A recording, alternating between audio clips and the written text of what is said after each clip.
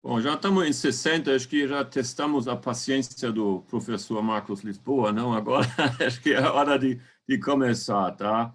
Então, olha, eu vou começar, tudo bem? Stephanie, Nina, todo mundo está de acordo? Tudo certo, Sr. Tem, podemos começar. Sim, Então, podemos. muito bem. Então, olha, eu não preciso nem falar se é uma honra e um prestígio de ter o professor Marcos Lisboa aqui com a gente. É uma oportunidade, acho que única de nós termos uma opinião de um especialista e também, além disso, de uma pessoa com muito bom senso, né, de poder ajudar a gente de responder algumas perguntas que talvez sejam difíceis para nós mesmos responder, de que forma a gente poderia aproveitar, por um lado, e enfrentar a situação da pandemia. Então, próximo, o currículo dele fala por si só, eu nem preciso explicar nada. Stephanie, se você poderia colocar, então, as passagens pelo ISPA do Ministério da Fazenda e a escola da Getúlio Vargas para a Economia e Finanças e, além de tudo, então, tem experiência internacional na University of Stanford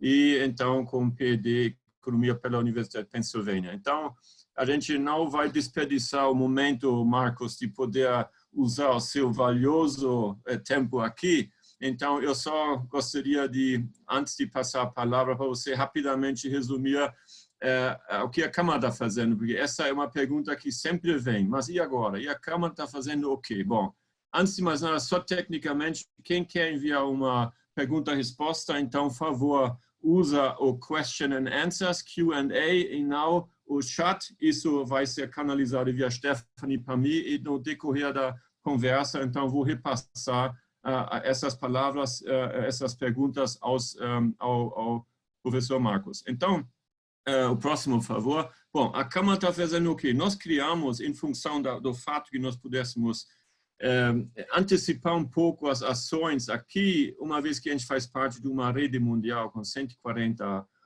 câmaras, a gente sabia o que vem pela frente, porque começou na China, a gente sabia que os colegas da China estavam fazendo, depois passou pela Ásia, chegou na Europa, chegou nos Estados Unidos e na América Latina como última região. Então, nós tivemos 2 meses mais ou menos para se preparar. Criamos essa chamada plataforma de ação coronavírus da Câmara Brasil-Alemanha, com atividades que têm 4 pilares. O próximo, por favor. Mais importante para nós, apoio aos associados. Depois, nós estamos fazendo uma ajuda de recrutamento, capacitação online. Nós temos um grupo C de inovação e depois nós já estamos preparando uma parte de ações humanitárias onde o futuro, a Câmara ou o país Alemanha pode ajudar no momento pós-crise. Em relação aos associados, tudo o que nós estamos fazendo está disponível no site ahkbrasil.com. Nós estamos emitindo relatórios semanais e webinars quase diárias que também são disponibilizados no YouTube. Então, não falta informação e a gente está hoje agregando mais uma vez uma informação muito valiosa. O grupo B é o recrutamento. Então, principalmente, a gente conseguiu intermediar recursos para o Hospital Oswaldo Cruz, onde está em falta, né? Vocês sabem, enfermeiros, técnicos, enfermagem, médicos, e no nosso cadastro nós já disponibilizamos 600 candidaturas que a gente acha que é uma contribuição bastante significativa. Além do mais, nós temos várias formas de capacitação online. Nesse momento, onde tempo disponível, a gente está aproveitando as parcerias dentro e fora da Câmara para oferecer esses online e capacitação online gratuita no momento. O grupo C de inovação, ela visa justamente sendo uma plataforma entre oferta e demanda. Então, se vocês olham aqui, as empresas, Basf, Mercedes, Bayer, entre outras, de que forma Siemens, Bosch, de que forma eles estão já iniciando projetos rápidos, usando a tecnologia para intermediar a demanda com a oferta, ou seja, A gente, não sei quem viu, por exemplo, a própria Baia, ela disponibilizou €1 milhão em diferentes áreas para suprir problemas neste momento. Nós temos uma vantagem do nosso Congresso de Inovação, onde nós temos quase 2.000 startups ligadas numa rede, e dessas a gente já fez um chamado hackathon, que, como resultado, deu início a essa forma de ajuda tecnológica.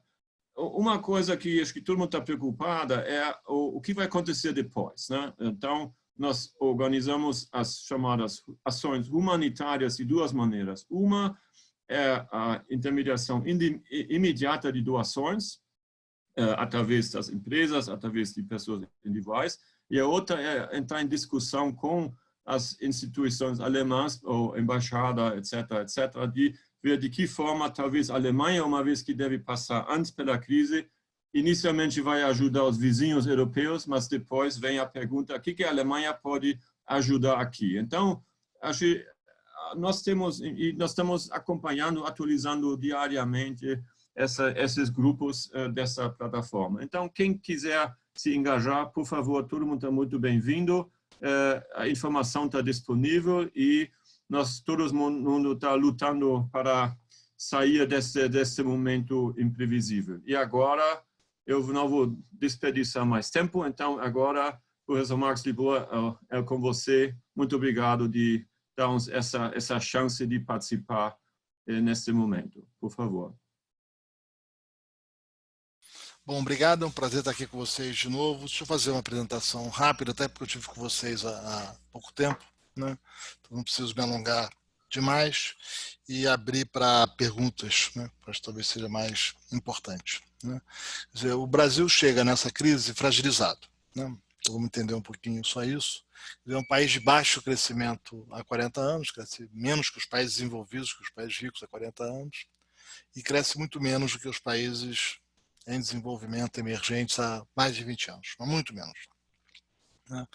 Eles crescem, na média, os países fora da América Latina cresceram 7 vezes mais que o Brasil entre 95 e 2016, 7 vezes mais. Então, é uma economia medíocre, de baixo crescimento, e acho que é importante destacar as causas desse baixo crescimento do país. Quer dizer, você tem a disfuncionalidade do setor público, que é um setor cujo gasto público cresce 6% acima da inflação há mais de 30 anos, em primeiro lugar. E as razões disso são razões muito complexas, parafernália de leis, cláusulas pétreas da Constituição, aposentadoria do setor público, vai para os estados promoções automáticas, regras de carreiras, enfim, não é nada trivial. A maior parte desses gastos o governo não tem controle. Ele tem controle sobre uma parte ínfima desses gastos, não chega hoje a 5%, que ele tem algum controle. Fora isso, não tem. Ou é lei, ou temas que ele não pode nem mesmo mexer, nem por mudança na Constituição. Então é um problema grave. A reforma da Previdência, ela reduziu o crescimento do gasto, mas nem de longe resolveu. Reduziu o crescimento de uma parcela do gasto que vai crescer menos. Não tem economia. Tá? Parte 1. Parte 2, até por dar conta. Primeiro, o sistema tributário brasileiro é mal desenhado desde o começo. Né? Tem uma série de equívocos técnicos no nosso sistema tributário que induzem investimentos em atividades improdutivas. Isso é um país que a tributação faz o investimento se deslocar para onde ele produz menos renda, por incrível que pareça. Isso também é agravado por uma série de políticas públicas, eu posso detalhar se tiverem mais interesse depois. As pessoas geral não têm muita paciência para os temas mais técnicos e acabam ficando numa discussão mais superficial. Né? E acho que isso é um tema muito importante no país.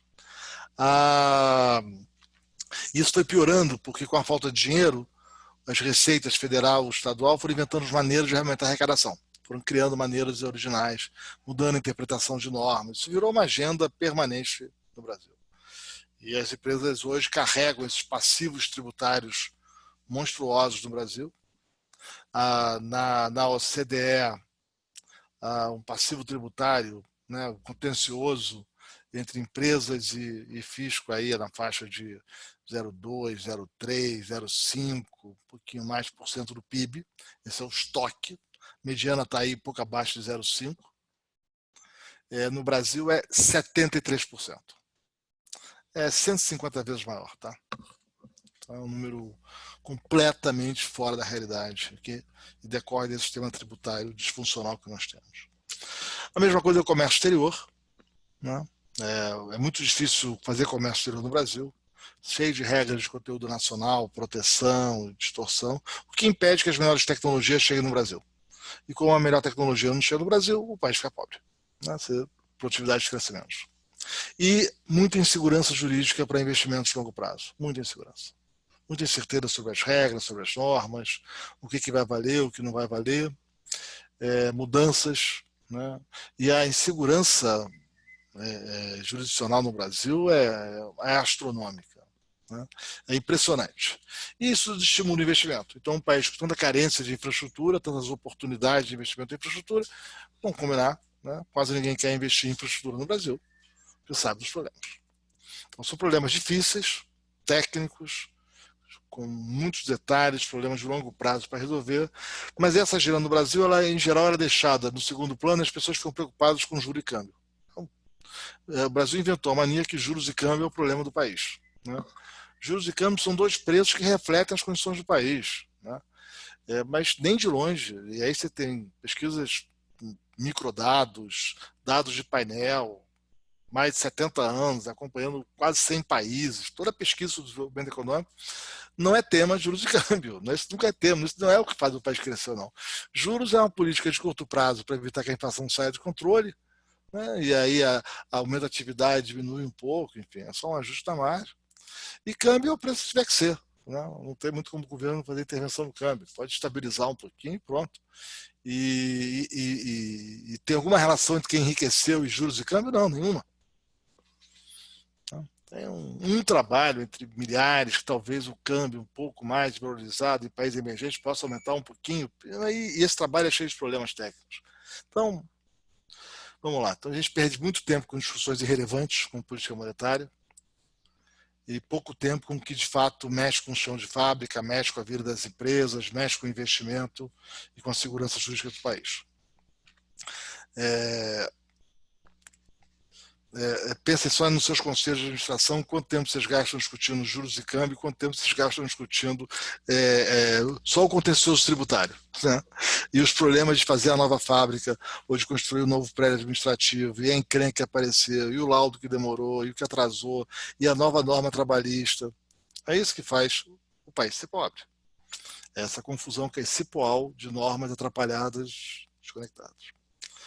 Bom, com o governo Temer, você tentou pelo menos sinalizar o começo de uma agenda fiscal, a curva de juros fechou, os juros caíram bastante, mas esses problemas não foram enfrentados. E foi desde 2017, está um pouco esse jogo que não é agradável, mas as pessoas começarem o ano achando que o crescimento vai ser de 3, eu tenho que falar, gente, o crescimento do Brasil é 1, não é 3. Vocês entenderam que esse é que o país pode crescer, dadas as condições de contorno da economia. Não, mas agora os juros, porque aí né? Enfim, invariavelmente cai para 1.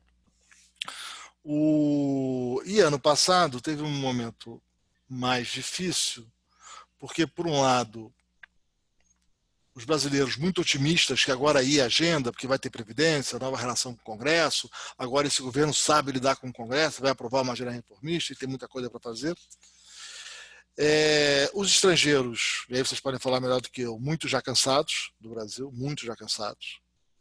Então você começou a ter uma saída, já vem de alguns anos, mas sobretudo ano passado, uma saída grande de recursos, investidores reais, investidores de equity do país, muito dinheiro indo embora do Brasil.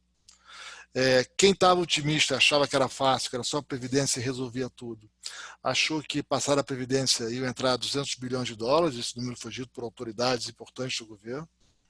Não, pois não entrou. Os recursos continuaram a sair, né? O terceiro PIB TRI foi um pouco melhor, mas o quarto já começou a decepcionar e o primeiro desse ano os indicadores já estavam ruins antes da crise. Desculpe. Então é um país que entra fragilizado na crise. Uma dívida PIB muito alta, é uma das maiores entre os países emergentes, nós e a Argentina, não é uma boa companhia.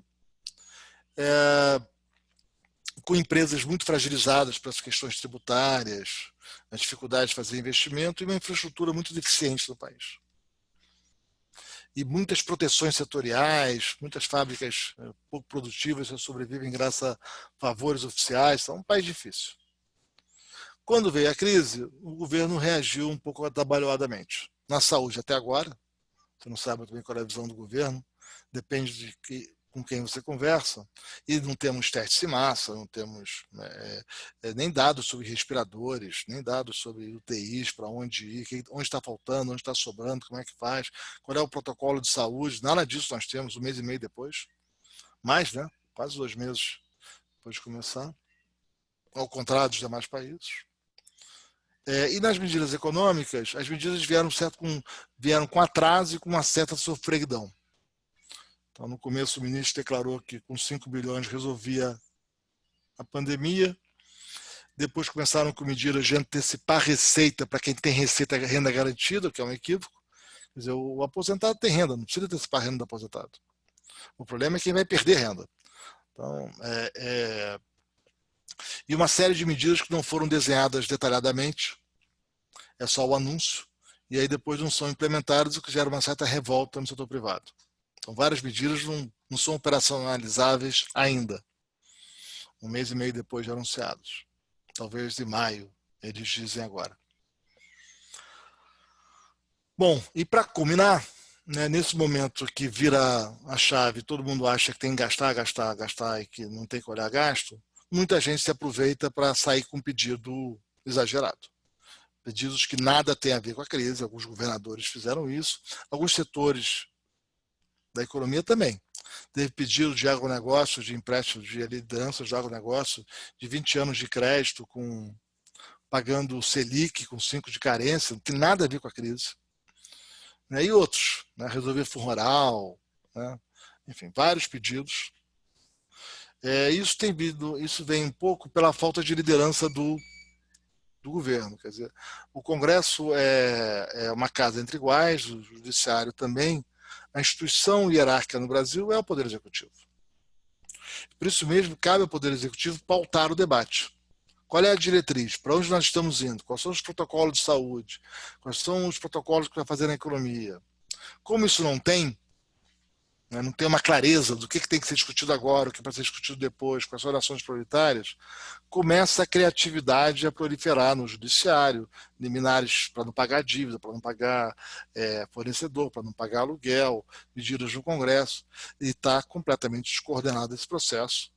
Isso é muito preocupante. Nós estamos fragilizando ainda mais a credibilidade das instituições econômicas do Brasil. Né?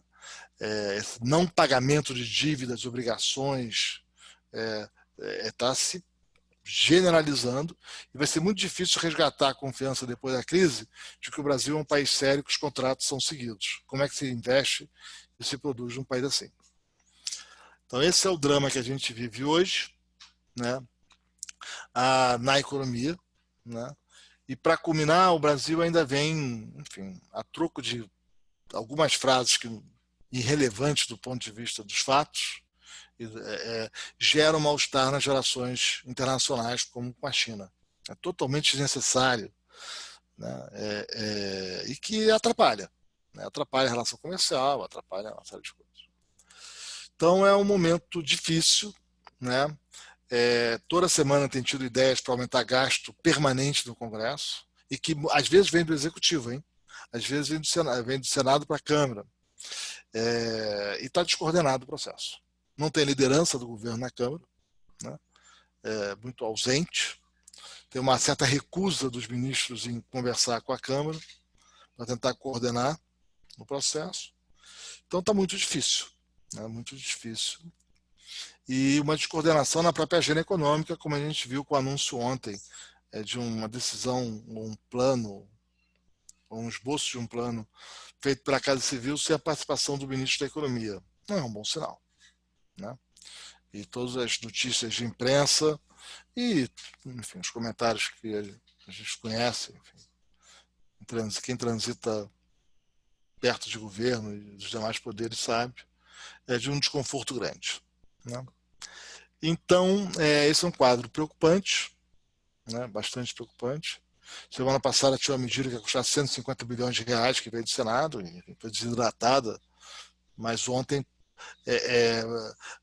aquele empréstimo compulsório sobre as empresas com mais de 1 bilhão de faturamento, perdeu a urgência, mas aprovaram uma medida que replica a medida já pequenas e médias empresas e vai custar mais alguns bilhões de reais. Então está muito difícil esse processo.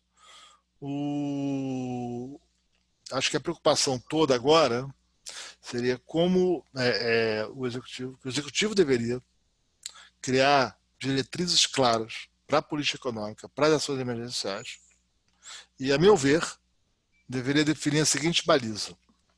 Neste momento, só se aprovam medidas de gastos temporários relacionados à pandemia, à saúde pública ou aos efeitos colaterais sobre a economia, de novo, efeitos temporários. Garantir recursos para empresas solventes, mas que estão com problema de caixa, e os solventes aqui importa, não é para dar para todo mundo, não é para dar, não pode, não cabe. Então é para quem estruturalmente vai, passado o aperto de caixa, a empresa é capaz de passar esse momento, fazer caixa e pagar. Muitas empresas estão inadimplentes, estão em recuperação judicial, estão com problemas históricos muito difíceis, né? E agora apenas não cabe agora aproveitar desse momento para conseguir dinheiro do Estado para problemas que são de muito tempo e não pagamento de dívidas. Está cheio de pedidos de moratória de dívidas, tem 10 anos, tá? 10 anos. Não tem nada a ver com o problema atual. Tudo isso deveria ser rechaçado. Então, só medidas temporárias para os próximos 3, 6 meses, nada permanente. E deixar tudo que é permanente para depois. Não discutir aumento de tributação agora, não é o momento. Nós temos uma tributária completamente disfuncional. O Brasil é um país que tributa pessoa jurídica e quer aumentar imposto sobre alguns setores. Mas como assim? Não, porque os setores mais ricos podem pagar mais. Não, o setor pode ser rico, o acionista pode ser pobre. As pessoas tomam um susto quando eu falo isso. É incrível o grau de primarismo do debate em alguns temas. Primeiro, o lucro paga imposto na pessoa jurídica. A Receita gosta de substituição tributária. Dividendo é o lucro que já pagou o imposto, como o salário que você recebe é o salário que já pagou o imposto. Eu posso ter empresa grande com acionista pequeno. Vocês são, né, de empresas alemães. Quantos fundos de pensão não são acionistas de grandes empresas? Então, quem está recebendo é uma pessoa de classe média lá embaixo, às vezes até mais baixo do que isso. Que o seu fundo de pensão vem desses resultados. Então, você pode ter uma empresa grande com acionistas pequenos. Isso é a maravilha do mercado de capitais. E você pode ter empresas pequenas com acionistas grandes. Você pode ter uma empresa de lucro presumido e retirar 5 milhões de reais por ano da sua empresa. Você vai pagar 15%. E aquele pensionista que tem direito a 10 mil reais de uma grande empresa vai pagar 34%. Totalmente despropositado. E por isso os países na Europa, agora os Estados Unidos, Chile, já há muito tempo vem reduzindo as alíquotas de imposto de renda corporativo, põe lá embaixo, e aí você cobra na pessoa física em função da sua renda. Né? E aí sim você garante justiça, isso não onera, tá? A empresa paga pouco e você compensa. Olha, a minha empresa pagou, sei lá, 15%, a minha renda foi tanto, então a minha alíquota de imposto da pessoa física é tanto, e o desconto que eu já paguei na pessoa jurídica. Pronto. Então é totalmente disfuncional a discussão. Só para dar um exemplo aqui, eu não queria me alongar nisso. Mas como esse, isso aqui é só um mínimo exemplo das distorções do sistema tributário brasileiro, tá? É um cipoal de confusões, distorções e equívocos. Então, acho que, voltando aqui ao tema, eu acho que o fundamental agora era o governo liderar a discussão, criar balizas, só gastos temporários, nenhum gasto permanente, fica para depois. Não se discute aumento de tributação nesse momento, não se pode discutir, aumenta via dívida. Depois se vê como é que se financia a dívida de uma maneira organizada. Né? O risco de a gente sair com uma dívida impagável é muito alto. E vai ser muito penoso para o país. Não podemos repetir o erro de 2008, 2009, que com o argumento que tinha uma crise, todo mundo estava com intervenção do Estado, nós também defendemos a intervenção do Estado aqui no Brasil. Só que o Estado entrou de uma maneira completamente diferente do que entrou no resto do mundo. Nos países desenvolvidos, o Estado entrou na crise de 2009, 2010, com medidas para aliviar o curto prazo, para garantir as empresas, garantir a economia, garantir o emprego e o salário. E no Brasil? No Brasil, não. No Brasil, o Estado entrou fazendo ações de longo prazo, permanentes. Marco regulatório de óleo e gás, conteúdo nacional, política assim, crédito subsidiado do BNDES por anos, às vezes décadas. E qual foi o legado daquela intervenção com políticas de longo prazo? Desperdício de capital. Refinarias fechadas, estaleiros que não param de pé, em recuperação judicial vários, fábricas ineficientes, uma intervenção desastrada no setor elétrico.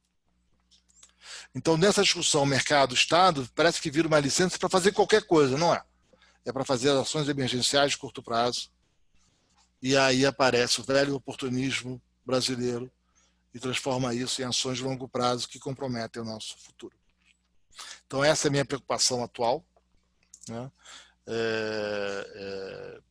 Mas eu sou bastante cético dessa coordenação ser capaz de acontecer sem que o executivo chame para si a liderança do processo. Bom, Thomas, vou abrir aqui para as perguntas, para detalhar o que vocês quiserem, tá bom? Está chovendo perguntas, mas você já antecipou algumas delas. Uma foi do Luigi Tedeschi, duas, aliás, em relação ao que você acha do plano para o Brasil, apenas uma casa civil, ou seja, entendi, o não envolvimento da Ministra da Economia já fala por si só, né? Uma área. Outra é propostas tributárias sendo discutidas no Congresso, o que você falou, não é hora agora de falar sobre coisas de longo prazo, quando os problemas devem ser resolvidos a curto prazo. Não sei se eu respondi bem a sua. Uma coisa bem definida, uma pergunta foi, acho que também na sua, o Alex Arima pergunta, no momento pós-Covid, o que vai mudar para o setor da educação? Porque hoje eu participei de um debate na Alemanha e, de repente, universidades na Alemanha começam a ser preocupadas de talvez não há necessidade de manter toda essa estrutura, tudo que foi construído, porque a pessoa começou a perceber que também é possível sem toda esses investimentos. Porque você é dessa área agora, responsabilidade, o que você acha nesse sentido? Isso é uma pergunta bem específica. Setor de educação no Brasil. Está no mute, tem que unmute. Sempre põe no mute, depois esqueço de voltar. Primeiro, eu acho que tributário é um tema importante, pode voltar depois, não acho que é para agora, certamente não, mas essa é uma área crucial para o Brasil. Tributário, comércio exterior e segurança jurídica para investimentos de longo prazo são as três prioridades que esse país quer crescer. Tá? E é bem caótico o nosso sistema tributário. É uma quantidade de equívocos no desenho do sistema e nos detalhes que enfim, é difícil explicar para analista estrangeiro e é tão torto que tem conceitos do nosso direito tributário que se você vai explicar para especialista estrangeiro, ele não entende. Né? Como é que é isso? Bom, enfim, esse é o Brasil. Voltando aqui, educação. Olha, eu posso contar um pouco da minha experiência. Né? O meu trabalho ao longo do dia é cuidar de uma escola. Né? O que a gente está aprendendo? Quer dizer, então, só para explicar, no meu caso é um caso privilegiado, quer dizer, uma escola privada, sem fins lucrativos, que não recebe dinheiro de governo, né, e que a missão é formar gente, dar bolsa de estudos para quem precisa e ajudar na pesquisa. E a gente tem uma gestão de caixa muito conservadora na escola. Então, a gente sempre fez questão de ter recursos para aguentar aí 4 a 6 meses com um país parado com zero receita.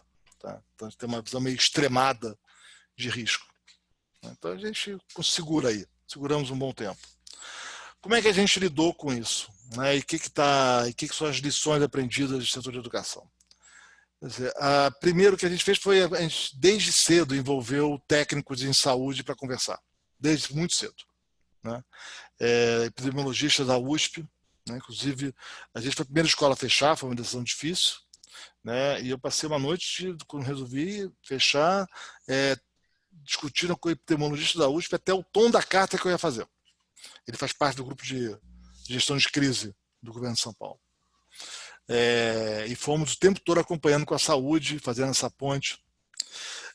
Muita informação para as pessoas. Né? Ficou doente aluno assim, não ficou doente assado, foi assim, foi assado. O site da escola acho que reflete isso. Treinamos 300 professores para esse mundo remoto. Né? E muita surpresa, em muitos cursos funciona muito bem a aula remota. Outros é muito mais difícil, como o laboratório de engenharia. Tem muita tecnologia disponível. Então, a gente tem uma área dedicada a isso. Agora, a maior dificuldade para a gente, talvez seja uma impressão que várias empresas estão compartilhando, e foi a preocupação desde o começo, foi a gestão e o acompanhamento das atividades. Parte de pesquisa é mais fácil, publicação de papers, isso é fácil. Isso a gente faz, nunca é um drama para uma universidade, isso, uma boa escola, isso. Mas a aula é diferente. Uma coisa é a aula presencial, que os alunos estão juntos, um vê o quanto o outro sabe, não sabe, o professor está olhando no olho do aluno, né? As pessoas interagem, trocam. E na aula remota? O aluno aparece, não aparece, ele interagiu, ele prestou atenção, ele aprendeu de fato, ele não tem o cheque do grupo, né? O grupo ajuda, o peer group ajuda muito no processo de ensino, ele é fundamental. O presencial é muito importante. Então, como é que a gente pode acompanhar? São 140 aulas por dia, entre graduação e pós, na educação executiva. São aí 13 mil alunos que a escola tem. O que a gente aproveitou foram as pessoas que estavam, né, que as atividades estavam paradas, como biblioteca, e montamos uma força-tarefa de monitorar todas as aulas. E criamos um protocolo para isso. Então, diariamente são acompanhadas 140 aulas, a gente recebe um relatório diário de como é que foi cada uma. Percentual dos alunos, participação, interação, didática, e com isso os gestores podem fazer o feedback de cada aula. Além disso, né, a gente criou um processo muito cansativo até. Não é sustentável a longo prazo, mas de gestão, com reuniões diárias de todas as equipes. Coordenador com professores, a gente tem os núcleos, diretor com seus coordenadores, o comitê executivo do meio do dia, um grupo de guerra no fim do dia, com 30 coordenadores, com reuniões muito telegráficas, muito específicas, olhando plano de ação, indicadores, problemas. Lá. Na cultura da escola, errar não é problema, não reportar o erro é. Não ajudar a resolver o erro é. Então, reportar erro não é problema. A gente quer saber dos problemas. Então, muita abertura para saber problema e acabamos com o protocolo de resposta. O que a gente descobriu é que cada caso é um caso. Cada família está com um problema diferente. Cada um tem um drama específico. Não dá para ter uma resposta padrão. Tem gente que perdeu renda, mas pode pagar a escola. Tem gente que o pai está com um problema, perdeu toda a renda. Tem outro que tem uma doença na família. Tem um que está com depressão. Você tem que estar aberto a ouvir. Então, é uma equipe dedicada a ouvir as pessoas, seja colaboradores, seja os alunos. Né? É um programa de auxílio de bolsa para todo mundo que precisa. Já tem muita bolsa, a gente dá muita bolsa na escola, são 250 bolsistas na graduação, mas enfim, preparados para ajudar quem precisa. Com os fornecedores, nós fizemos um acordo. A gente está pagando integralmente todos os fornecedores. Eles não podem demitir ninguém. Mesmo quem está em rodízio, você não pode demitir. Com quem vendia serviços na escola, sei lá, o restaurante, a gente paga parte dos custos fixos. Você está com zero receita. De novo, a contrapartida é não pode demitir. Né? E um pouco essa rede de solidariedade. E estamos usando os laboratórios para fazer vários protótipos de equipamento médico para serem validados pelos hospitais, parceiros da escola e com outros parceiros de produção em massa. Quem quiser se aproximar disso, mais que bem-vindo. Então, tem face shields, tem vários tipos de equipamentos sendo feitos. Como é que você perguntou? Voltando à sua pergunta inicial, foi isso que nós fizemos. Tá? Lições. Primeiro, a aula remota funciona muito bem para muita coisa. Não funciona para tudo. Tá? Então, a gente está dando para muitos cursos e alunos a possibilidade, olha, passado, você acha que não foi bem? Você quer fazer de novo agora presencial? Obviamente, sem ônus nenhum. Pode fazer. Pode fazer. Né? Então, eu quero fazer, não, acho que não pode fazer. E depende muito do aluno. E a reação não tem um padrão, não tem uma política que resolva uma turma. Tem turma que está adorando a aula remota, está feliz e quer continuar como está. Tem gente que está com muita dificuldade, que precisa de outro auxílio. Quer dizer, os problemas são muito específicos, né? E não dá para ter uma solução geral. Isso é o que torna a gestão desse processo exaustiva, né?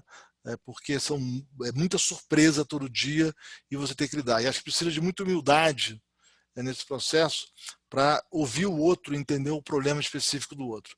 Mas certamente, concluindo, a educação vai mudar, tem tecnologias fantásticas à disposição, as pessoas estão encantadas com muitos instrumentos para fazer, mas a aula presencial ainda é essencial em grande parte. Agora, ela mesma pode ser melhor do que a.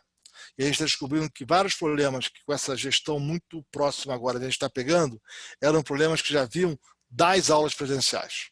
Então tinha um problema que a gente não estava percebendo. Então a aula presencial vai mudar também.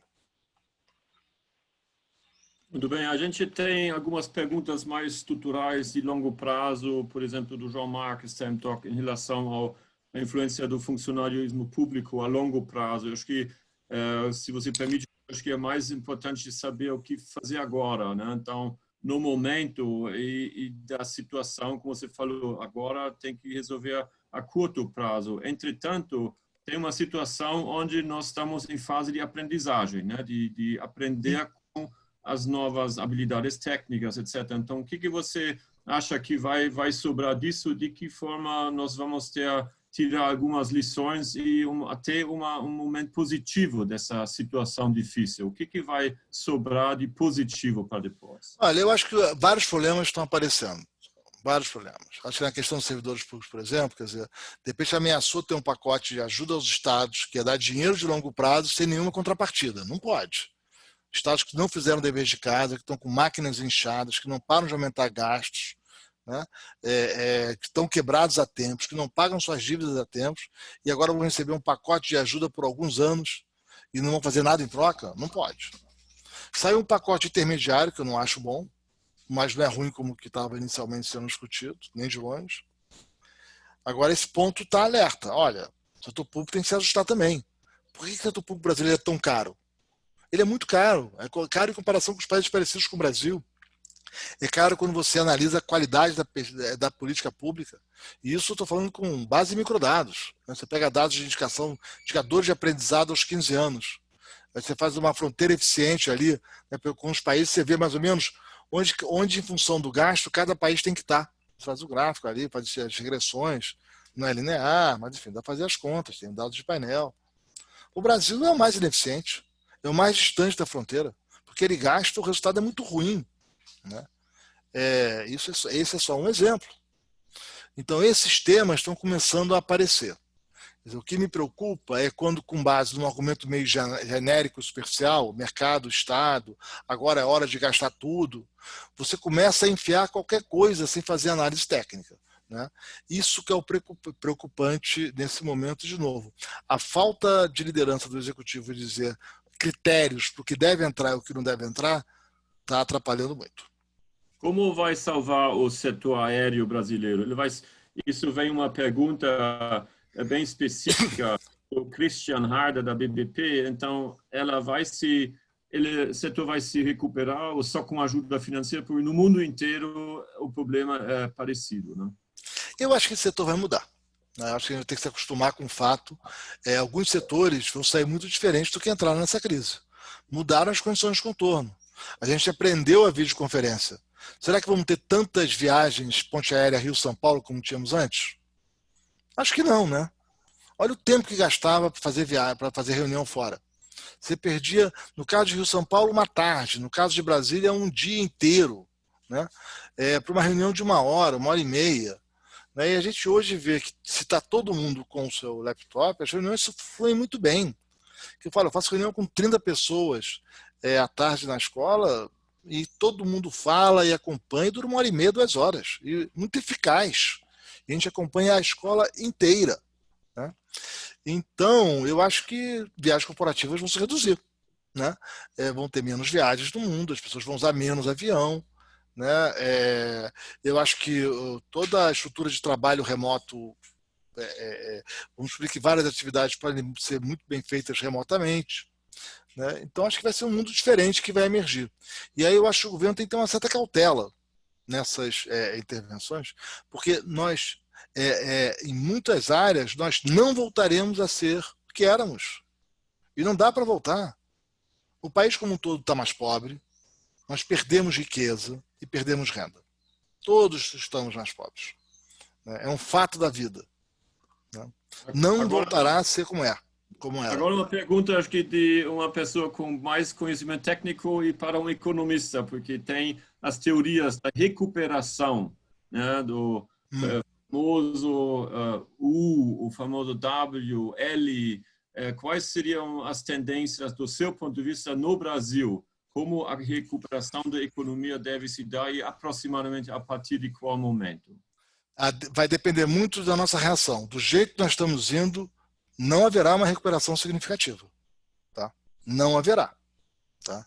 Se nós perdemos o controle no crescimento da dívida pública, e se nós sairmos com essas intervenções destrambelhadas setoriais e formos coniventes com esse rompimento generalizado de contratos que está acontecendo, nós não vamos sair bem. Né? Essa tem que estancar esse problema para que nós possamos sair razoavelmente dessa crise, com muita dificuldade, com muito sofrimento, com muitos problemas, mas que não tem um dano mais permanente de longo prazo na economia. No momento, Tomás, o cenário não é nada otimista para uma recuperação razoável da nossa economia. Agora, uma pergunta minha. Existe o problema de, vamos dizer, distúrbios sociais, né? Porque o Brasil tem metade da população economicamente ativa no setor informal. Se o dinheiro não chega ou alguma ajuda para sustentar o dia a dia das pessoas mais carentes, isso tem um potencial explosivo que pode levar a saques de supermercado, aumento da insegurança, criminalidade, etc. Ou isso pode ser afastado e abafado? O que você, no momento agora, antes talvez do pico da crise, acha? Eu acho que esse risco existe sim. Existe sim. Eu acho que está com muita dificuldade de chegar a ajuda às comunidades carentes das regiões urbanas, né? Que são esses informais que não estão em cadastro único, né? Não tem. Você tem um problema sério no Brasil de crime organizado, né? E a receita também caiu, né? Eu acho que a gente está em compasso de espera e a depender da duração esses problemas podem. Essa é uma preocupação, acho que de muita gente desde o começo, né? Vamos ver como é que isso vai se desenrolar nas próximas semanas. Mas a minha preocupação é essa descoordenação na agenda econômica, falta de clareza dos parâmetros e, ao mesmo tempo, a falta de preparo na saúde, protocolos, dados, indicações, compra de testes, de equipamentos, né? Se na hora de sair, nós vamos estar preparados para sair. Porque um dos papéis da quarentena é o país preparar a saúde pública para sair da quarentena tão dura quanto está. Esse é um dos papéis da quarentena. Você se prepara o seu setor de saúde. Nós estamos preparando em que velocidade? Está adequada? Então, essa é uma preocupação que acho que todos nós temos. A pergunta é mais uma pergunta em relação ao depois. Quais prioridades, como o Thomas Detlef-Kreuzhaler pergunta, o Congresso deveria ter para dar início às reformas? Porque, como você falou no início, a reforma da Previdência não é suficiente, mas já era um bom início, mas agora o que falta? Qual seria a prioridade inicial? Olha, aí é paradoxal, Tomás. O Congresso estava com uma boa proposta de reforma tributária, né? Talvez tivesse que debater mais, muita gente não entendeu a proposta, mas é uma boa. Para a parte de consumo, tem uma outra proposta que não estava na discussão aberta, que é sobre imposto de renda, né? Que tem uma série de problemas no nosso imposto de renda pessoa jurídica, uma série de distorções, enfim, uma lista imensa de pequenas coisas a resolver. Então tinha uma boa agenda de imposto sobre consumo, uma boa agenda sobre imposto de renda. O governo não conseguiu mandar a sua agenda. Então essa falta de liderança do governo está sendo muito custosa. Quer dizer, o Congresso estava pronto para discutir seriamente uma reforma tributária na parte de consumo em agosto do ano passado, né? E aí o governo veio com esse imposto sobre movimentações financeiras e até hoje não disse qual era a sua proposta, né? Então, a reforma administrativa é outra, né? Tão importante, até hoje a gente não tem uma proposta na mesa. Então, isso no Congresso, a Câmara, o Senado, são casas entre pares, são casas entre iguais, né? Quem tem que liderar essa agenda é o Poder Executivo. E se ele não liderar essa agenda, muito difícil dela avançar. Agora, as prioridades seriam essas. A prioridade é a tributária, que tem várias etapas, né? E é complexa, longa, e é todo um sistema torto que o Brasil tem, com muitas miudezas, muitas. Tá? A comércio exterior, administrativa. E aí tem uma agenda junto ao judiciário de como é que reduz essa inacreditável insegurança que a gente tem das regras do jogo nos investimentos de longo prazo. Você mencionou que muita coisa vai mudar, mas talvez poderia especificar mais ou menos. Nossas cabeças vão mudar depois de passar por essa experiência. Uma parte é a utilização de ponte aérea. Outra coisa, obviamente, imagino, era uma pergunta também da digitalização, que deve aumentar significativamente. Mas, em geral, o que vai mudar para nós e o que nós devemos esperar? Muita especulação, eu sei, mas uma pergunta é realmente o que nós devemos esperar como pessoa, né? Olha, eu sempre evito, sabe, eu sou sempre reticente a sair da minha área de economia, né? Da área que eu entendo um pouco mais. Eu acho que, mas claramente, você tem vários setores que vão ser profundamente afetados, né? E acho que aí as pessoas estão descobrindo, por exemplo, esse mundo da entrega a domicílio. O que vai acontecer com o varejo, né? Como é que vai ser a reação das pessoas com essa descoberta da possibilidade da contaminação quando estamos próximos, né? Essa mudança de hábitos, manter uma certa distância. Agora que as pessoas aprenderam que quando você fala, né, você pode contaminar alguém, e, né, isso está nas superfícies, e passar a mão no rosto, tá proximidade, aglomerações. Quer dizer, como é que as pessoas, será que as pessoas passadas essa pandemia, elas vão ter naturalidade de reconstruir proximidade física? Como é que fica a sala de aula? Como é que fica um estádio de futebol? Mas são perguntas que vão... Será que vão mudar os nossos hábitos? Vamos aprender que uma certa distância previne alguns problemas que podem ser graves? Acho que esse é um ponto... só o tempo vai dizer, né? Acho que está todo mundo especulando sobre isso, mas acho que isso vai ser um aprendizado que a gente vai ter. Agora, tudo indica que sim, né? A gente já vai vendo as pessoas com os hábitos muito diferentes, né, no dia a dia, e esse distanciamento, né? Aquilo que parecia muito natural do brasileiro vir abraçar, o beijo, a aglomeração, a multidão, né, hoje incomoda muita gente. Bom, para mim, a grande surpresa é que o carnaval no Brasil não gerou mais casos nessa pandemia. É impressionante, por enquanto. Ou não foi detectado.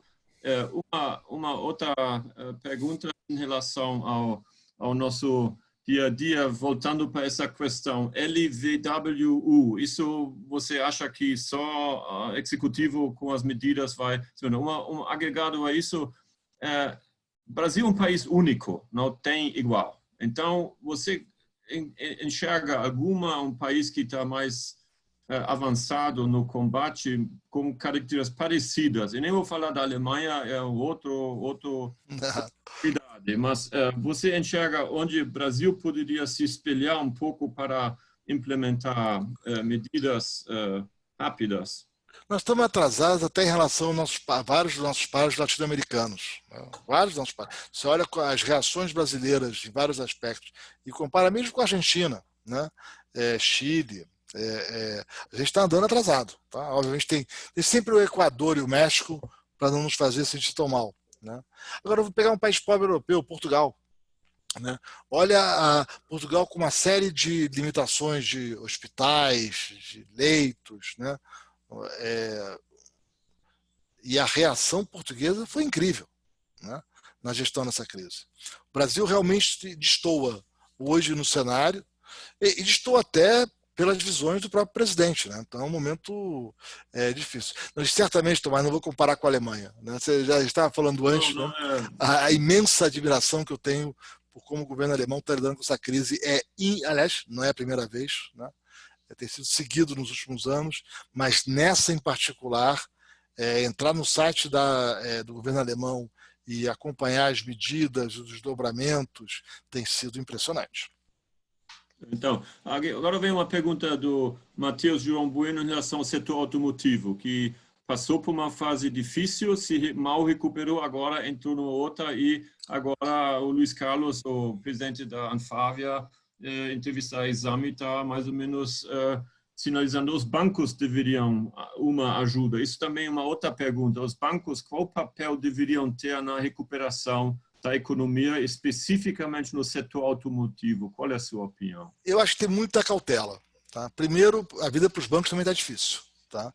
O crédito para os bancos está mais caro, as linhas externas estão cortadas, o custo de capital para os bancos está alto. Segundo, o risco de crédito aumentou mesmo. Olha como é que está o prêmio de risco da Ford, não no Brasil não, lá fora. Né? Quanto que aumentou o risco das montadoras? Isso é a probabilidade de inadimplência. Isso é um fato da vida. E é importante lembrar que os bancos não emprestam o seu dinheiro, emprestam o nosso dinheiro. Eles emprestam o dinheiro dos depositantes. Né? E por regras e obrigações e práticas, né, que a sociedade, aliás, impõe, né, você tem que levar em conta o risco de inadimplência da operação. Né? Você não pode correr o risco de repente, amanhã, grandes empréstimos não são pagos e a instituição não tem como honrar os depositantes. Né? Então, você tem um problema grande. Em alguns casos de montadoras, os relatos são que as matrizes estão se recusando a dar garantias. Como é que faz? Se a matriz não dá garantia, como é que faz? Tem um ponto importante para escolher. A matriz estão dando garantia nas suas operações? A matriz, qualquer outro país do mundo, fala, não, eu garanto. A minha subsidiária brasileira pode pegar empréstimo que eu garanto aqui, com uma garantia aqui, que bacana vai ser honrado. Mas se a matriz não garante, como é que fica? Né? Se a matriz não confia, quem é que vai confiar? Né? Então, eu acho que então, acho que é um primeiro ponto. Então, eu entendo o problema das montadoras, é um setor importante, tem muito emprego, tem muito capital, tem muito investimento no Brasil. Também entendo que tem que ter responsabilidade do sistema financeiro, se você não quer transformar essa crise numa crise de crédito, que aí a coisa vai ficar muito pior.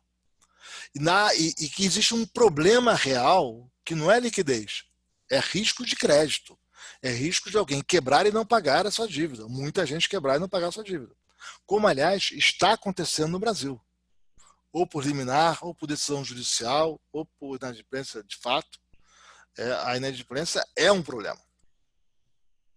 E aí, eu acho que não tem saída, a não ser com muito critério e discricionalidade, o governo arcar com a imensa maioria desse risco de crédito. Ele tem que arcar com muita seletividade, com as empresas que têm radiação, que têm muitos fornecedores, empresas que estão no núcleo de cadeias produtivas importantes. Você garantir, ter como contrapartida, pagar a obrigação com os fornecedores e os trabalhadores. Né? Os planos o governo garante.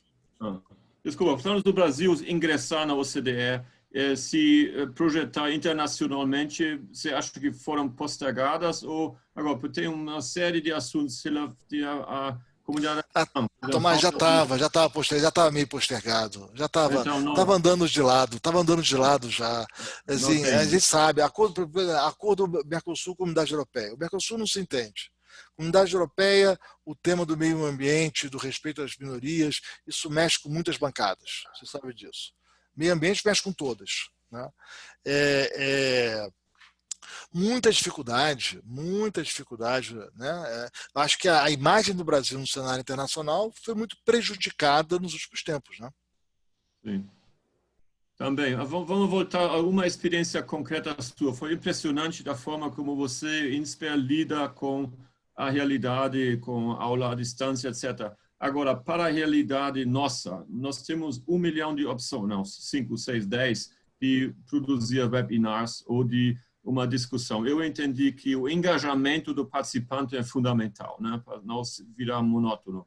Mas vamos dizer, quais seriam os fatores principais para um webinar, para um relacionamento online bem sucedido? Porque essa acho que é a maneira em que na medida também se torna um pouco cansativo, né? Como você falou, alguns alunos adoram, outros estão onde tem mais dificuldades, mas quais seriam os fatores principais para ter essa situação uma coisa muito bem sucedida, um relacionamento com os nossos grupos-alvos? Eu acho que tem que separar um pouco. Quer dizer, o webinar, às vezes, é mais para apresentar ideias, né? Então é menos complexo. Tá? Mas eu acho que é sempre bom quando ele tem um propósito. Né? Quando a série vai se encaixando e vai construindo uma narrativa. Quando vira aula, né? Quando vira aprendizado, né? Aí eu acho que a interação, as apresentações têm que ser curtas, né? E tem que ter muita interatividade, né? Isso é uma coisa que a gente está aprendendo também. Não dá para você ter um curso com uma avaliação no fim do curso, no meio, no fim do curso. Não pode. Você tem que fazer um processo de avaliação permanente, curtinhas, em toda a exposição, para garantir que as pessoas estão de fato acompanhando. E elas têm que ser idiosincráticas, elas têm que variar com o ouvinte, né? E o processo de avaliação tem que deixar de ser né, uma sentença, você passou ou não passou, mas ele tem que ser parte do processo de aprendizagem. Você quer ser avaliado, porque ao ser avaliado você vai descobrir onde você está bem, onde você não está bem, e o que você pode fazer para melhorar. Né? Então, todo o conceito de avaliação, e de novo, isso vai influenciar a aula presencial. Tá? Todos os cursos vão mudar, porque a gente está mexendo nesses conceitos de avaliação na aula remota, mas essa é uma lição que a gente está levando para a aula presencial. Uma pergunta em relação aos startups, né? Era uma aposta do futuro, mas agora isso é uma forma de valorizar mais ainda novas ideias, tecnologia. Como enxerga o momento? Tudo demora um pouco, né? Nada é pronto na hora, mas o momento dos startups ganhar mais importância ou eles precisam se enquadrar também numa nova realidade? Eu acho que tem um problema. Quer dizer, nesse mundo que o capital está caro, está escasso, as pessoas estão preocupadas com riscos de crédito, com inadimplência, eu acho que é preciso ter muito mais cuidado com caixa. Tá? Não é porque não tem liquidez, mas é porque o risco de crédito está alto. Né? Então, tem muito mais resistência a ceder recursos, você não sabe se vai receber de volta, você não sabe a chance de dar certo, né? Você está com uma incerteza muito grande, um risco elevado. Então,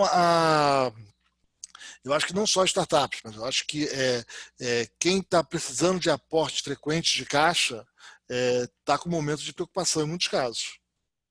Ok, uma pergunta em relação às exportações brasileiras. No Brasil, isso é uma pergunta do Jorge Davo, do Fernando. Então, existem setores que podem se beneficiar. A gente, acompanhando o agribusiness, a gente percebe que, por causa do impacto do coronavírus, algumas plantas estão fechadas ou estão fechando, reduzindo produção. Mas, por outro lado, existem na área de commodities oportunidades no exterior, neste momento. China precisa alimentar a população. Mas agora, você falou inicialmente, as colocações talvez não foram felizes no momento de criar um atrito com a China. Eu acho que esse é o principal problema. Acho que tem parceiros naturais, nós poderíamos estar com relações construtivas para mutuamente superarmos as dificuldades atuais, mas nós nos encarregamos de dificultar as relações, né? Enfim, e alguns países reagem de maneira muito peculiar, eles não brigam em público, não entram em temas menores, ou o representante pode ter uma outra frase mais ácida, mas não esquecem e põe na conta com quem vale a pena ter relação comercial e quem não vale a pena ter relação comercial, relação maior ou menor. Então o Brasil pode sofrer sim. Então, infelizmente por culpa exclusiva nossa. Uma pergunta em relação do José Borges Frias Júnior. Ele queria mais saber um pouco o processo da digitalização das empresas em busca de produtividade. Isso é uma tendência de se intensificar nessa crise? Empresas precisam... Você acha que eles vão investir mais agora? Ou todo mundo está em cima do muro esperando o que vai acontecer? Eu acho que tem muita incerteza hoje, né? Eu acho que hoje acho que está todo mundo esperando passar essa urgência médica para refletir o que serão nossos próximos passos, né? E acho que é o mais sensato a fazer. Muito bem. Então, você teria uma pergunta à plateia?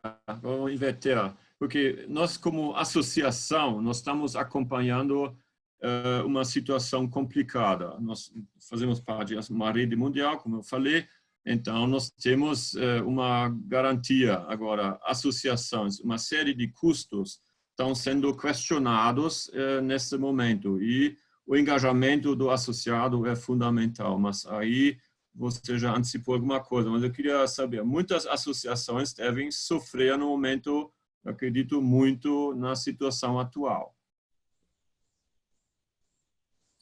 Você falou de perguntas. Eu acho que o que está faltando muito, e aí as associações podem ajudar a promover isso, é ter mais conversa entre setores diferentes. Existem problemas que afetam toda a cadeia. Por exemplo, você falou de crédito. Os bancos estão com problemas, as montadoras estão com problemas, e aí os fornecedores de autopeças das montadoras estão com problemas por efeito reflexo. Né? Então você tem toda uma cadeia com problema. Se a cadeia não conversa, um tenta salvar botando o problema no colo do outro. Né? E você não consegue nem mesmo entender qual é a natureza do problema de fundo para encontrar uma solução. Eu estou muito preocupado com o que está acontecendo com os serviços de utilidade pública, que continuam funcionando, mas muitos estão com inadimplência muito alta por essas liminares, decisões judiciais ou decisões legais, e não estão recebendo. Né? E o problema de uma crise dessas é que você fala de minha renda caiu 8%. Se é uma família, não é um drama em geral. 8% sofre, ficou mais pobre. Tá? Agora, um país que é 8% mais pobre é muito grave.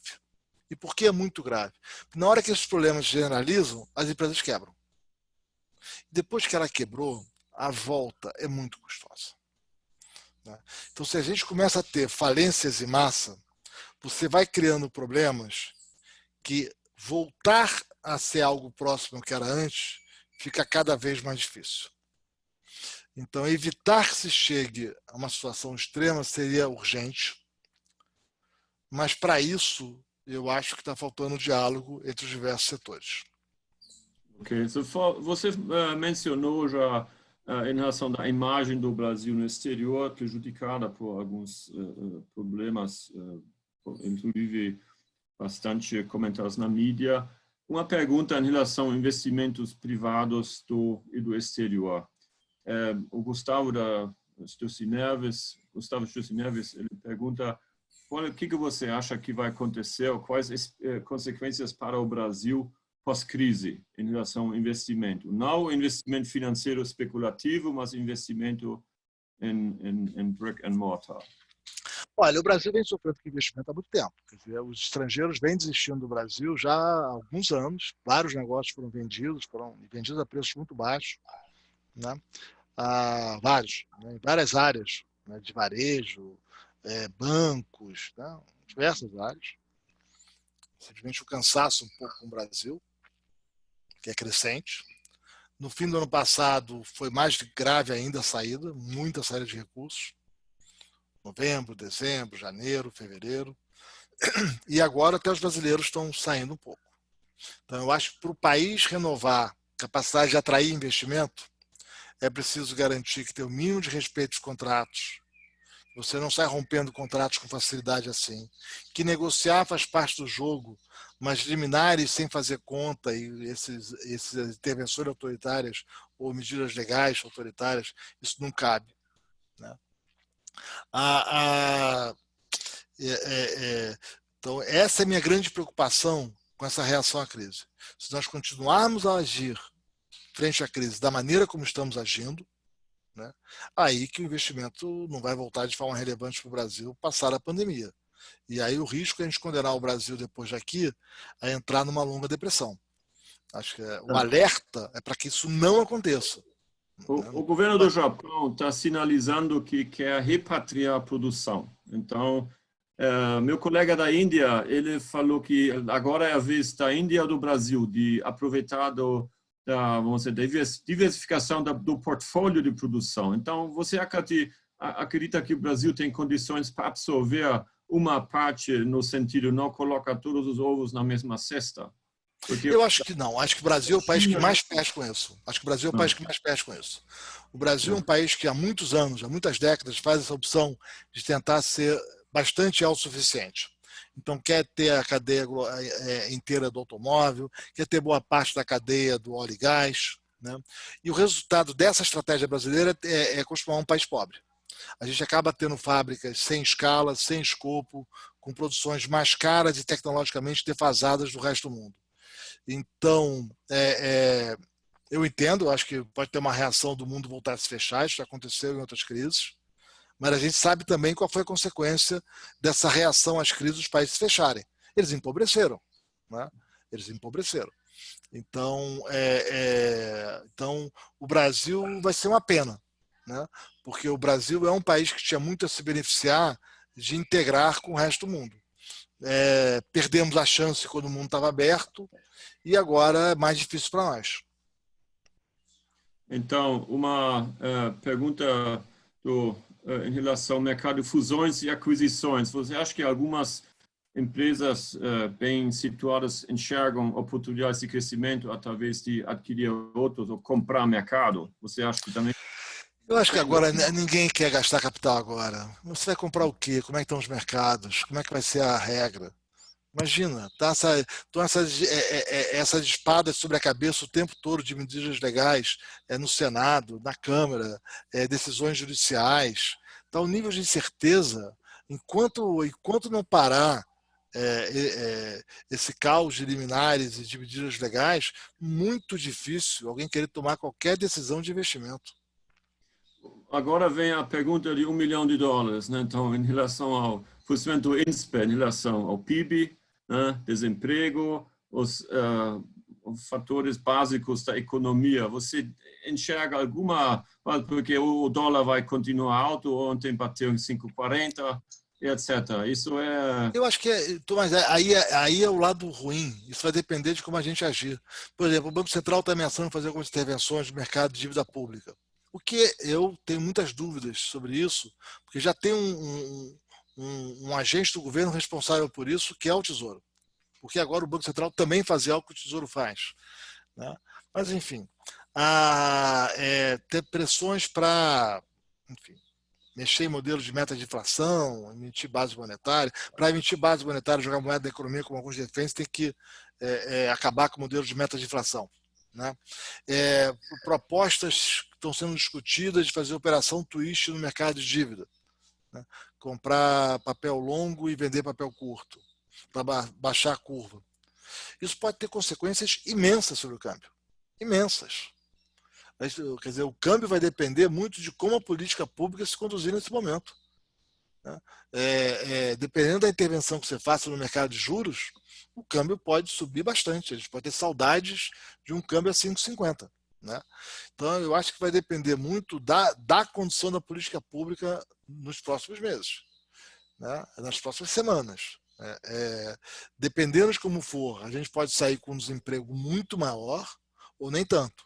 Podemos sair com uma dívida pública de 100% do PIB ou de 90%. Podemos sair com um câmbio de 9, né, ou um câmbio de 5. Então, a maneira como o país vai reagir vai determinar o resultado mais tarde, né?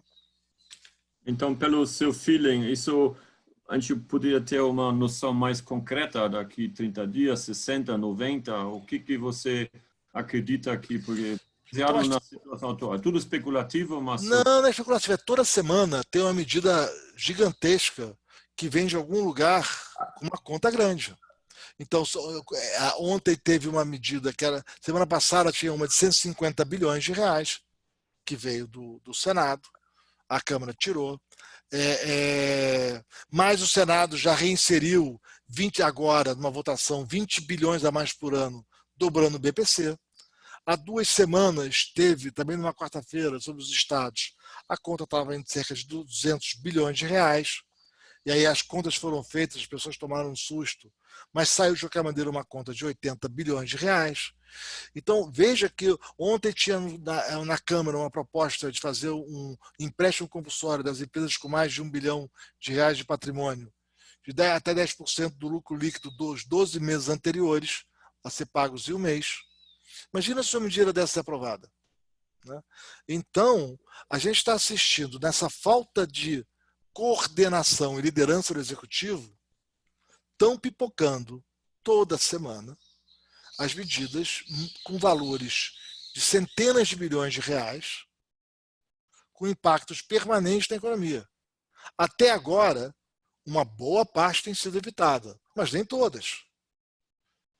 Então, tem um trabalho muito importante que é de estar com menos que fazer previsões, é estar acompanhando essas medidas e fazendo as contas do seu impacto e uma a uma e alertando, que é um pouco o que eu me dedico a fazer. Né? Uma pergunta... Desculpa. Uma pergunta em relação à nossa inserção aqui na região, Mercosul, América Latina. A Alemanha está tentando salvar a ideia da Europa, né? Então, a Europa está aparentemente mais unida que outros blocos mundialmente. Agora, aqui você sente algum tipo de solidariedade, uma intenção de aproveitar o momento, ou agora é Deus, todo mundo por si, Deus... A América Latina tem um racha. Né? A América Latina, a gente sabe disso, há tempos tem um racha. Né? Você tem uma costa do Pacífico que funciona muito bem, que tem parcerias, que tem crescido bastante, um Chile que é 2 vezes mais rico que o Brasil, um Peru que vem crescendo bastante bem, com todas as dificuldades internas, né? Continua um país que vem há muitos anos, Colômbia, que tem enfrentado seus problemas, né, antigos, mas muita solidez. Né? E esses países têm um bloco, conversam, têm estratégia comercial e fazem.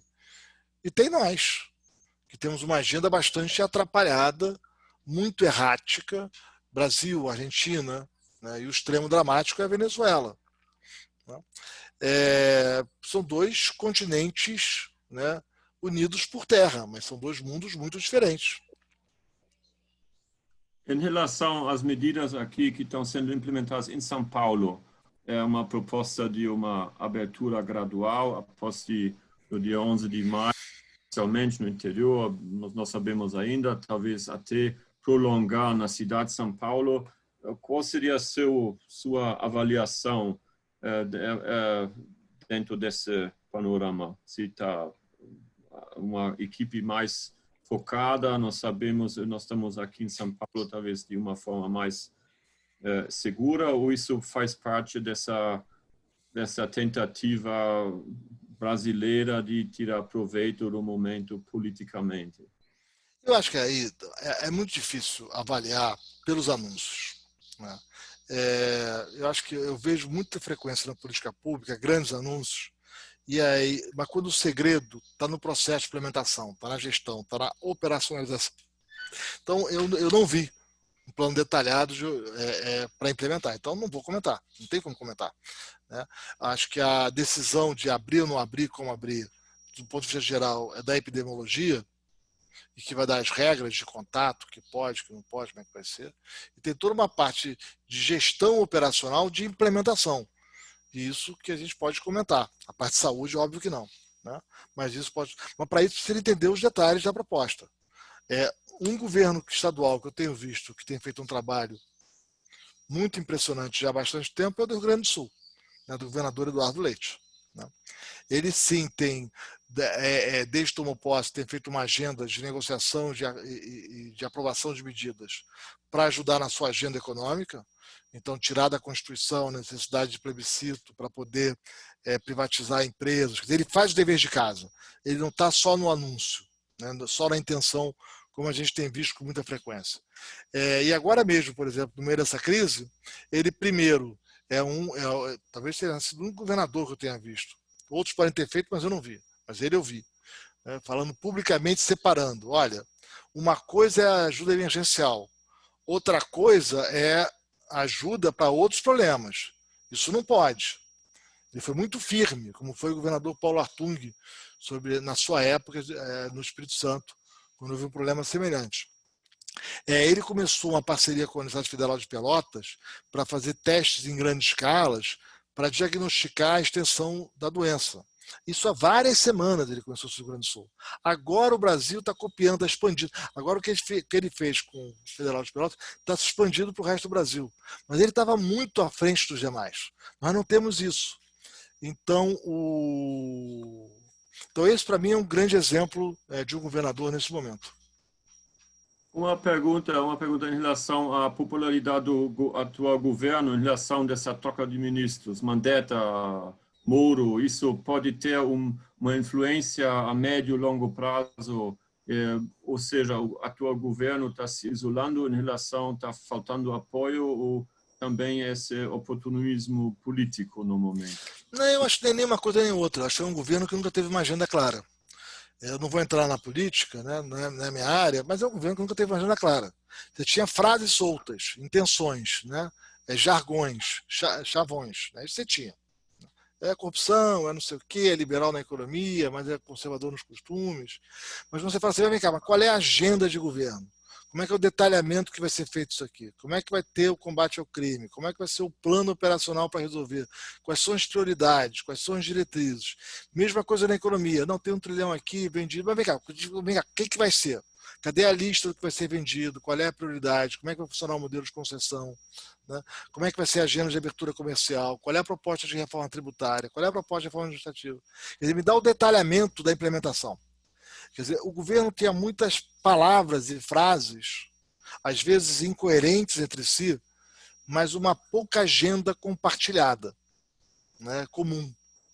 E eu acho que nesse cenário os conflitos são inevitáveis. Muitos analistas comentavam já desde a campanha como havia contradição entre os discursos tradicionais do presidente e que agora falava o seu ministro da Economia, né, que são temas que, né, água e óleo, não se misturam. Como é que fica o acerto disso? Não sei, mas que os conflitos eram latentes, eram latentes. Nós temos uma atuação muito forte nos chamados Sustainable Development Goals, né? Os ODS, os Objetivos de Desenvolvimento Sustentável das Nações Unidas, que, obviamente, empresas em crise têm a preocupação de sobreviver, não estão se preocupando mais com aspectos colaterais, vamos dizer. Mas você acha que toda essa iniciativa vai se prejudicar ou vai voltar com mais força ainda? Porque a pessoa começa a acreditar que essa talvez seja uma solução maior. A defesa dos objetivos mundiais de desenvolvimento sustentável. Olha, esse é um tema que no Brasil a gente perdeu um pouco, né? Quer dizer, ficou tão polarizado esse debate no Brasil que a gente não consegue mais ter o diálogo. Né? Você cai nessas polarizações, é que nem a polarização mercado ou Estado. É uma polarização falsa, você precisa sempre de Estado. O Estado é importante, em alguns setores da regulação tem que ser muito fina, tem muita técnica, em outros é melhor não se meter muito, só respeita contratos. O desenvolvimento sustentável é a mesma coisa, um tema muito sutil, muito, muito importante. Né? No entanto, você caiu numa polarização superficial e que tem, né, um lado se vê como do bem e o outro como do mal. E o diálogo não consegue acontecer. Então, e acho que essa é uma das razões pelas quais o Brasil perdeu muita credibilidade no cenário externo. Ok. Acho que já estamos chegando ao momento final. Eu queria, então, pedir um resumo otimista do Lisboa. Como vamos sair fortalecido dessa crise? Que lição a gente vai poder ter? Porque é sempre bom fazer uma perspectiva positiva e não, bom, no momento está difícil, mas afinal nós moramos no Brasil. Eu moro aqui 36 anos. Nunca passei por uma situação dessa, mas sempre numa crise havia a expectativa, a luz do fim no fim do túnel. O que você acha, Marcos? Onde a gente pode se orientar? Olha só, eu estou sempre com a esperança, e é por isso que eu estou no debate público, é por isso que eu toco uma escola, é por isso que eu insisto, né? Que com as dificuldades a gente começa a enfrentar os problemas. O que me surpreende sempre no Brasil é a nossa dificuldade de cuidar dos problemas reais, de enfrentar as dificuldades. e sempre fazer opção por soluções mágicas. Tem um novo plano Marshall, tem um não sei o quê, tem um plano maravilhoso, agora tem uma saída fantástica. Agora vai, né? Quer dizer, é curioso como a nossa cultura é uma cultura que acha que com 2 medidas, 7 palavras de ordem, a gente dorme no Brasil e acorda na Nova Zelândia. Não vai. Tem trabalho de verdade a ser feito, tem trabalho duro a ser feito, né? Quem sabe, dessa vez, a gente consiga mergulhar nos problemas, né? Mas, de novo, sem ter a coordenação do executivo, aí não tem discurso otimista possível. Muito bem. Então, eu não sei, para mim não tem mais uma parte substancial, mas só falta me agradecer demais para seu tempo e suas indicações, suas respostas. Acho que quem participou sai mais bem preparado para dar resposta para ele mesmo, e então eu só posso te agradecer pela participação e de transferir o seu conhecimento, sua experiência para nós. Muito obrigado de coração e vamos falar de novo. Logo mais você ameaçar com mais um webinar com o professor Marcos Lisboa. Tá bom? Obrigado, tá bom, Marcos. Obrigado, gente. Tá Tchau. bom, tudo bem, tudo bom. Até logo.